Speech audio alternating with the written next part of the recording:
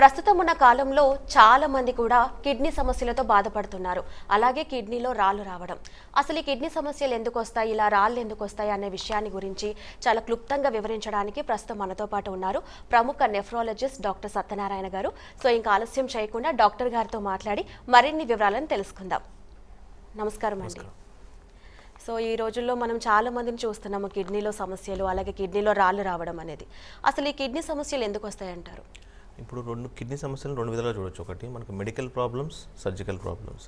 Medical problems అంటే kidney fail అవ్వడము, kidney fail అయ్యి డయాలసిస్ మీదకి వెళ్ళడము, ఇవన్నీ ప్రాబ్లమ్స్ అనమాట. వీటికి మోస్ట్ కామన్గా మనం చూసే కారణాలు ఏంటి అంటే షుగర్, బీపీ, జన్యుపరంగా వచ్చే కొన్ని కిడ్నీ సమస్యలు, వీటి వల్ల చూస్తూ ఉంటాం అనమాట.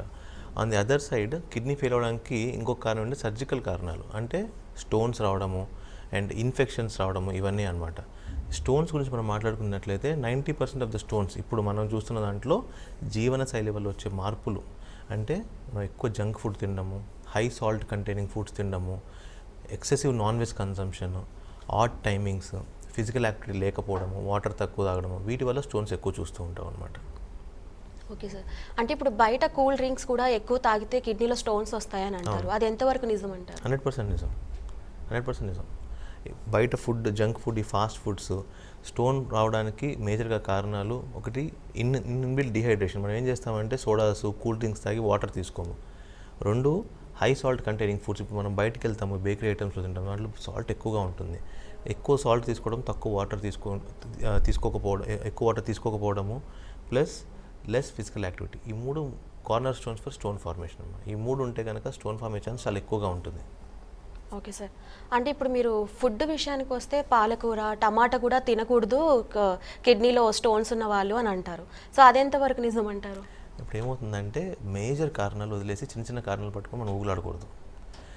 ఇప్పుడు పాలకూర వల్ల స్టోన్స్ ఫామ్ అయ్యే ఛాన్స్ ఉంటుంది, నేను డినై చేయట్లేదు, కానీ దానిలో వచ్చే బెనిఫిట్స్ చాలా ఎక్కువగా ఉంటాయి. అదే పాయింట్ మీరు నాన్ వెజ్ తీసుకోండి, లేకపోతే ఫ్రెంచ్ ఫ్రైస్ లేకుంటే బర్గర్స్ తీసుకోండి, దానివల్ల మీకు ఏమైనా న్యూట్రిషన్ వాల్యూ ఉంటుందా? వాటి గురించి ఎక్కువ మాట్లాడుకో. You should speak about the elephant in the room. అంటే మేజర్ కారణాలు వదిలేసి ఈ పాలకూర తినకూడదు, టమాటో తినకూడదు, ఇవన్నీ అనవసరం అనమాట. పాలకూర, టమాటో తినడం ఆల్రెడీ స్టోన్ డిసీజ్ ఉన్న వాళ్ళకి కొంచెం తగ్గించమని చెప్తాం, కంప్లీట్లీ అవాయిడ్ చేయమని చెప్పం. ఎందుకంటే పాలకూరలో వచ్చే బెనిఫిట్స్ చాలా ఉంటాయి. అదేవిధంగా ఈ అన్నెసరీ థింగ్స్ ఏవైతే ఉంటాయో, ఈ కోలాస్ తాగడం కానీ, సోడాలు తాగడం కానీ, బయట జంక్ ఫుడ్ తినడం కానీ, ఎక్సెసివ్ నాన్ వెజ్ కన్సంప్షన్ కానీ, దీనివల్ల మీకు వచ్చే ఉపయోగమే ఉండదు.